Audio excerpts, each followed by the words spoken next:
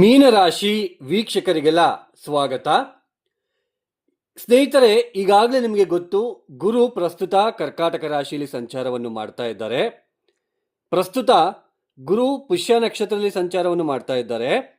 ಆದರೆ ಇದೇ ಆಗಸ್ಟ್ 19ನೇ ತಾರೀಕು ಗುರು ಆಶ್ಲೇಷ ನಕ್ಷತ್ರಕ್ಕೆ ಪ್ರವೇಶವನ್ನು ಮಾಡಿ ಸಂಚಾರವನ್ನು ಪ್ರಾರಂಭ ಮಾಡಿಕೊಳ್ತಾ ಇದ್ದಾರೆ. ಆಗಸ್ಟ್ 19ನೇ ತಾರೀಕಿನಿಂದ ಅಕ್ಟೋಬರ್ 31 ತನಕ ಗುರು ಆಶ್ಲೇಷ ನಕ್ಷತ್ರದಲ್ಲಿ ಸಂಚಾರವನ್ನು ಮಾಡ್ತಾ ಇರ್ತಾರೆ. ಅಕ್ಟೋಬರ್ 31ಕ್ಕೆ ಸಿಂಹರಾಶಿಗೆ ಪ್ರವೇಶವನ್ನು ಮಾಡ್ತಾರೆ. ಈ ಗುರುವಿನ ಆಶ್ಲೇಷ ನಕ್ಷತ್ರದ ಸಂಚಾರದಿಂದ ಈ ಮೀನರಾಶಿಯಲ್ಲಿ ಹುಟ್ಟಿರ್ತಕ್ಕಂತಹ ಪೂರ್ವಭಾದ್ರ ನಕ್ಷತ್ರ 4ನೇ ಪಾದದವರಿಗೆ, ಉತ್ತರಾಭಾದ್ರ ನಕ್ಷತ್ರ 4 ಪಾದದ ಜಾತಕರಿಗೆ, ರೇವತಿ ನಕ್ಷತ್ರ 4 ಪಾದದ ಜಾತಕರಿಗೆ ಏನಾದರೂ ಬದಲಾವಣೆಗಳು ಇದೆಯಾ ಅಂತಕ್ಕಂಥದ್ದನ್ನ ಈ ವಿಡಿಯೋದಲ್ಲಿ ನಾನು ನಿಮಗೆ ತಿಳಿಸ್ತಾ ಹೋಗ್ತೇನೆ. ಸ್ನೇಹಿತರೆ, ನಿಮಗೀಗಾಗಲೇ ನಾನು ತುಂಬ ವಿಡಿಯೋದಲ್ಲಿ ನಾನು ನಿಮಗೆ ತಿಳಿಸ್ತಾ ಬರ್ತಾ ಇದ್ದೇನೆ. ರಾಶಿ ಫಲಿತಾಂಶ, ರಾಶಿ ಭವಿಷ್ಯ ಅಂತಂದು ಹೇಳ್ಬಿಟ್ಟು ಇದನ್ನೇ ನೀವು ಮೇಜರ್ ಆಗಿ ನೀವು ತಿಳ್ಕೊಂಡಿರ್ತಕ್ಕಂಥದ್ದು, ಇದೇ ನಿಮಗೆ ಮೇಯ್ನು ಅಂತ ಅನ್ಕೊಂಡ್ಬಿಟ್ಟಿದ್ದೀರಾ ನೀವು. ಇದೇ ರಾಶಿ ಭವಿಷ್ಯ ಆ ಥರ ಇರ್ತಕ್ಕಂತಹ ವ್ಯಕ್ತಿಗಳಿಗೆ ಒಂದು ಕನ್ಕ್ಲೂಷನ್, ಒಂದು ಮಾಹಿತಿಯನ್ನು ನಾನು ನಿಮಗೆ ಕೊಡ್ತಾ ಇದ್ದೇನೆ. ರಾಶಿ ಅಂತಂದ್ರೆ ನೋಡಿ, ಸಮೂಹ, ಗುಂಪು, ನಿಮಗೆ ಗೊತ್ತೇ ಇರುತ್ತೆ. ಒಂದೊಂದು ರಾಶಿಯಲ್ಲಿ ಲಕ್ಷಾನುಗಟ್ಟಲೆ ಹುಟ್ಟಿರ್ತಾರೆ, ಇದನ್ನ ಅರ್ಥ ಮಾಡ್ಕೊಳ್ಳಿ. ಹಾಗೇನೆ ನೀವು ಯಾವ ದಿನಾಂಕ, ಯಾವ ದಿನ ಅಥವಾ ಯಾವ ತಿಂಗಳು, ಯಾವ ವರ್ಷದಲ್ಲಿ ಹುಟ್ಟಿರ್ತೀರೋ ಆ ದಿನದಂದು ಚಂದ್ರ ಯಾವ ಮನೆಯಲ್ಲಿ ಸಂಚಾರ ಮಾಡ್ತಾ ಇದ್ರೋ ಅದು ನಮಗೆ ಜನ್ಮ ರಾಶಿ ಆಗುತ್ತೆ. ಚಂದ್ರ ಇಲ್ಲಿ ಸಂಚಾರ ಮಾಡಬೇಕಾದ್ರೆ, ಮೀನರಾಶಿಯಲ್ಲಿ ಸಂಚಾರ ಮಾಡಬೇಕಾದ್ರೆ ನೀವು ಹುಟ್ಟಿದಾಗ ಆಗ ನಿಮಗೆ ಮೀನರಾಶಿ ಆಗುತ್ತೆ. ಒಂದು ವೇಳೆ ಚಂದ್ರ ಏನಾದರೂ ಪೂರ್ವಭಾದ್ರ ನಕ್ಷತ್ರ 4ನೇ ಪಾದದಲ್ಲಿ ಸಂಚಾರ ಮಾಡಬೇಕಾದ್ರೆ ನೀವು ಜನನ ಆಗಿದ್ರೆ ನಿಮ್ಮದು ಪೂರ್ವಭಾದ್ರ ನಕ್ಷತ್ರ 4ನೇ ಪಾದ ಮತ್ತು ಮೀನರಾಶಿ. ಒಂದು ವೇಳೆ ನೀವು ಉತ್ತರಾಭಾದ್ರ ನಕ್ಷತ್ರದಲ್ಲಿ ಚಂದ್ರ ಏನಾದರೂ ಸಂಚಾರ ಮಾಡಬೇಕಾದ್ರೆ ನೀವು ಹುಟ್ಟಿದಾಗ ಅವಾಗ ಮೀನರಾಶಿ ಉತ್ತರಾಭಾದ್ರ ನಕ್ಷತ್ರ. ರೇವತಿ ನಕ್ಷತ್ರದಲ್ಲಿ ಚಂದ್ರ ಏನಾದರೂ ಸಂಚಾರ ಮಾಡಬೇಕಾದ್ರೆ ನೀವು ಹುಟ್ಟಿದಾಗ ಆಗ ನಿಮ್ಮದು ರೇವತಿ ನಕ್ಷತ್ರ, ಮೀನರಾಶಿ.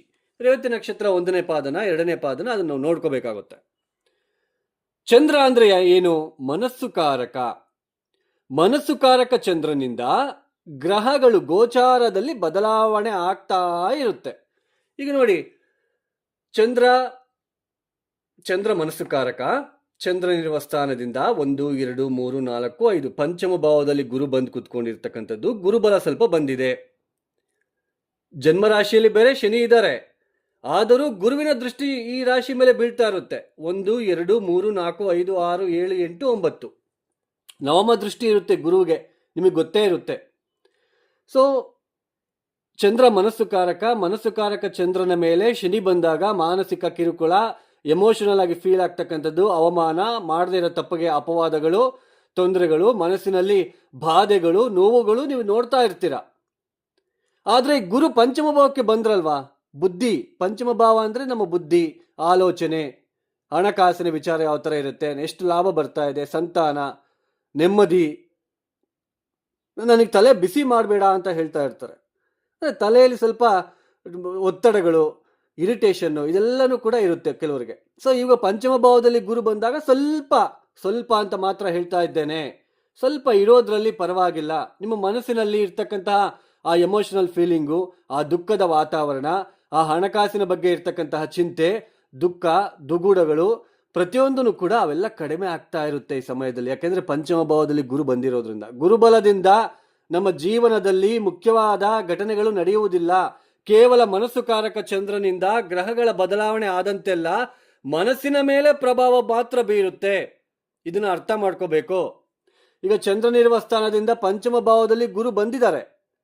ಮನಸ್ಸಿನಲ್ಲಿ ಒಂದು ಫೀಲ್ ಬರ್ತಾ ಇರುತ್ತೆ, ಇವಾಗ ನಾನು ಯಾವುದಕ್ಕಾದ್ರೂ ಒಂದು ಇನ್ವೆಸ್ಟ್ಮೆಂಟ್ ಮಾಡಬೇಕು, ದುಡ್ಡು ಮಾಡ್ಕೋಬೇಕು, ನನಗೆ ಸಂತಾನ ಆಗಿಲ್ಲ, ನನಗೆ ಸಂತಾನ ಬಯಕೆ ನನಗೆ ಬರ್ತಾ ಇದೆ, ಸಂತಾನ ಏನಾದರೂ ಒಂದು ಗಂಡೋ ಒಂದು ಹೆಣ್ಣೋ ಯಾವುದಾದ್ರೂ ಆಗಲಿ ಸಂತಾನ ಬೇಕಿವಾಗ ಅಂತ ನಿಮ್ಮ ಮನಸ್ಸಿನಲ್ಲಿ ಬರ್ತಾ ಇರುತ್ತೆ. ಆದರೆ ಗೋಚಾರದಲ್ಲಿ ಪಂಚಮ ಭಾವದಲ್ಲಿ ಗುರು ಬಂದ ತಕ್ಷಣ ನಿಮಗೆ ಸಂತಾನ ಆಗಬೇಕು ಅಂತ ಇಲ್ಲ. ನಿಮ್ಮ ಮನಸ್ಸಿನಲ್ಲಿ ಫೀಲ್ ಆಗ್ತಾ ಇರ್ತೀರ ನೀವು. ನಿಮ್ಮ ಜನ್ಮ ಜಾತಕದಲ್ಲಿ ಪಂಚಮ ಭಾವ ಚೆನ್ನಾಗಿದ್ದು ಒಳ್ಳೆ ದಶಾಭುಕ್ತಿ ನಡೀತಾ ಇದ್ರೆ ಸಂತಾನನೂ ಆಗುತ್ತೆ, ಒಳ್ಳೆ ಇನ್ವೆಸ್ಟ್ಮೆಂಟ್ ಮಾಡ್ತೀರಾ, ದುಡ್ಡು ಚೆನ್ನಾಗಿ ಮಾರುತ್ತೆ. ಅಂದರೆ ಕೇವಲ ಮನಸ್ಸಿನ ಮೇಲೆ ಉಂಟಾಗುವ ಬದಲಾವಣೆಗಳು ಮಾತ್ರ ರಾಶಿ ಫಲಿತಾಂಶಗಳು. ಇದನ್ನು ಅರ್ಥ ಮಾಡ್ಕೊಳ್ಬೇಕು ನೀವು. ರಾಶಿ ಫಲಿತಾಂಶ ಮುಖ್ಯ ಅಲ್ಲ. ಗುರುಬಲ ಅನ್ನೋದು ಊಟಕ್ಕೆ ಉಪ್ಪಿನಕಾಯಿ ಇದ್ದಾಗೆ. ಜಸ್ಟ್ ಮನಸ್ಸಿನಲ್ಲಿ ಈಗ ನೋಡಿ, ಸಾಡೆ ಸಾತಿ ಶನಿ ಪ್ರಭಾವ ನಿಮ್ಮ ಮೇಲೆ ಇದೆ. ಇವಾಗ ಮನಸ್ಸಿನಲ್ಲಿ ತುಂಬಾ ನೋವು, ದುಃಖ ಎಲ್ಲ ಇರುತ್ತೆ. ಇವಾಗ ನಿಮ್ಮ ಮನಸ್ಸಿನಲ್ಲಿ ಒಂಥರ ಭಯ, ಆಂತರಿಕ ಭಯ ಅನ್ನೋದು ನಿಮಗೆ ಕಾಡ್ತಾ ಇರುತ್ತೆ. ಇವಾಗ ಅಂದ್ರೆ ಮನಸ್ಸಿನಲ್ಲಿ ತುಂಬಾ ವೇದನೆ ಅನ್ನೋದು ನೀವು ಅಂದ್ರೆ ನೋವು ಪಡ್ತಾ ಇರ್ತೀರ. ಸ್ವಲ್ಪ ಆ ಉದ್ಯೋಗ, ಆ ವ್ಯಾಪಾರದಲ್ಲಿ ಏಳ್ಗೆ ಆಗ್ದಂಗೆ, ಕನ್ಫ್ಯೂಷನ್ನು, ಎಮೋಷನಲ್ ಫೀಲ್ ಆಗೋದು, ಭಯ ಆಗೋದು, ಇದೆಲ್ಲ ನೀವು ನೋಡ್ತಾ ಬರ್ತಾ ಇದ್ದೀರಾ. ಆದ್ರೆ ಈ ಗುರುಬಲ ಮೊನ್ನೆ ಬಂದಾಗಲಿಂದ ಸ್ವಲ್ಪ ಆ ಭಯ ಅನ್ನೋದು ಕಡಿಮೆ ಆಗಿರುತ್ತೆ. ಸ್ವಲ್ಪ 10 ರೂಪಾಯಿ ಬಂದ್ರೂ ತೃಪ್ತಿಯಾಗಿ ನೀವು ನಡ್ಕೊಳ್ತಾ ಇರ್ತೀರಾ. 10 ರೂಪಾಯಿ ಬಂದಿದೆ ಸಾಕು ಬಿಡಪ್ಪ, ಯಾಕೆಂದ್ರೆ ಪಂಚಮ ಗುರು ಅಲ್ಲ, ಮನಸ್ಸು ಹೇಳುತ್ತೆ ಅವಾಗ, ಪರವಾಗಿಲ್ಲ ಬಿಡಪ್ಪ ಅಂತ ಹೇಳಿಬಿಟ್ಟು, 10 ರೂಪಾಯಿ ಸಾಕು ನನಗೆ. ಯಾರಾದ್ರೂ ಅಪವಾದ ಏನಾದರೂ ಬಂದರೂ ಕೂಡ ಆಯ್ತಪ್ಪ ನೋಡೋಣ, ಇದಕ್ಕೆ ಪಂಚಮ ಭಾವದಲ್ಲಿ ಗುರು ಇರೋದ್ರಿಂದ ಬುದ್ಧಿವಂತಿಕೆಯಿಂದ ಅದನ್ನ ನೀವು ಮನಸ್ಸಿಗೆ ತಗೊಂಡ್ಬಿಟ್ಟು ಬುದ್ಧಿವಂತಿಕೆಯಿಂದ ಬಂದಿರತಕ್ಕಂತಹ ಅಪವಾದಗಳನ್ನ ಸಾಲ್ವ್ ಮಾಡ್ತಾ ಬರ್ತೀರಾ, ಸಾಲ್ವ್ ಮಾಡ್ಕೊಳ್ತೀರಾ. ಅಂದರೆ ಮನಸ್ಸುಕಾರಕ ಚಂದ್ರನಿಂದ ಗೋಚಾರದಲ್ಲಿ ಗ್ರಹಗಳ ಬದಲಾವಣೆಯಿಂದ ಉಂಟಾಗ್ತಕ್ಕಂತಹ ಮಾನಸಿಕ ಬದಲಾವಣೆಗಳು ಮಾತ್ರ ಅರ್ಥ ಮಾಡ್ಕೋಬೇಕು. ನೀವು ವಿಡಿಯೋ ಪೂರ್ತಿ ನೋಡಿದ್ರೆ ನಿಮ್ಗೆ ಅರ್ಥ ಆಗುತ್ತಿಲ್ಲ ಅಂದ್ರೆ ನಿಮ್ಮಿಷ್ಟ.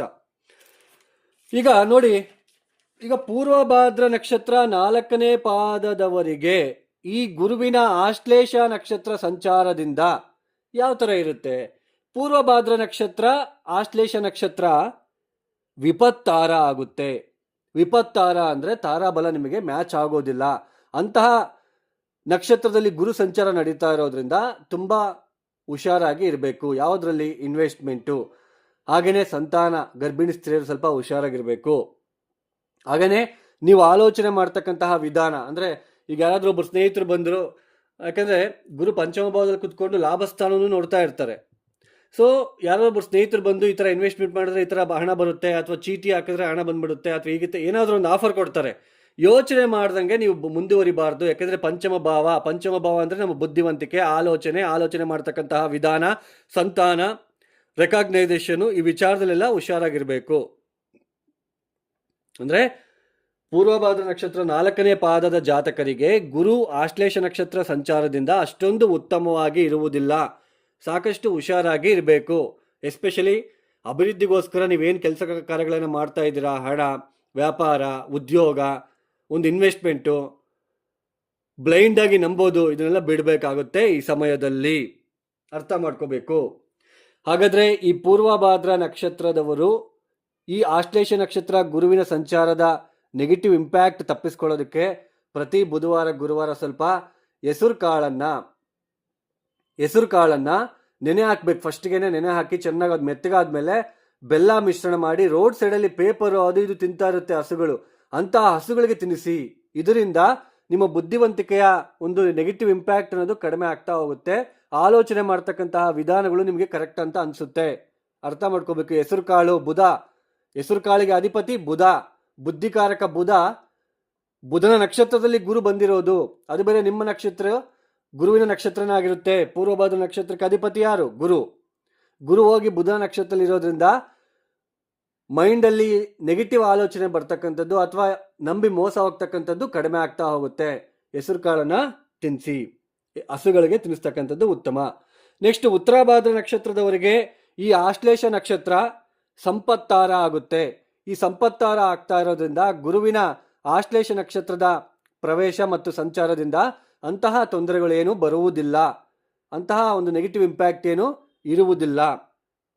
ಹಾಗೇನೆ ರೇವತಿ ನಕ್ಷತ್ರದ ಜಾತಕರಿಗೆ ಈ ಗುರುವಿನ ಆಶ್ಲೇಷ ನಕ್ಷತ್ರ ಸಂಚಾರ ಅಂತಕ್ಕಂಥದ್ದು, ಈ ರೇವತಿ ನಕ್ಷತ್ರ ಆಶ್ಲೇಷ ನಕ್ಷತ್ರ ಜನ್ಮತಾರ ಆಗುತ್ತೆ.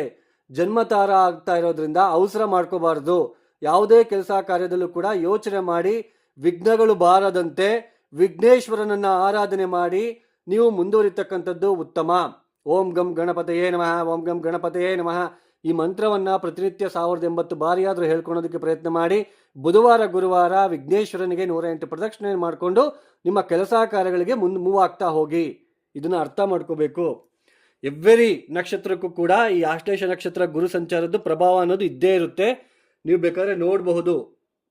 ಅಂದ್ರೆ ಕೇವಲ ಉತ್ತರಾಭಾದ್ರ ನಕ್ಷತ್ರದವರಿಗೆ ಮಾತ್ರ ಈ ಗುರು ಸಂಚಾರದ ಫಲ ಅನ್ನೋದು ಸ್ವಲ್ಪ ಪಾಸಿಟಿವ್ ಇರುತ್ತೆ. ಇನ್ನು ಮಿಕ್ಕಿದ 2 ನಕ್ಷತ್ರದವರೆಗೂ ಗುರು ಸಂಚಾರ ಅಷ್ಟೊಂದು ಹೆಲ್ಪ್ ಆಗಲ್ಲ. ಪಂಚಮ ಭಾವದಲ್ಲಿ ಗುರುಬಲ ಇದ್ರೂ ಕೂಡ ನಿಮ್ಮ ನಕ್ಷತ್ರಕ್ಕೆ ಈ ನಕ್ಷತ್ರ ತಾರಾಬಲ ಮ್ಯಾಚ್ ಮಾಡ್ಕೊಂಡಾಗ ಅಷ್ಟೊಂದು ಒಳಿತು ಅನ್ನೋದು ಇರುವುದಿಲ್ಲ.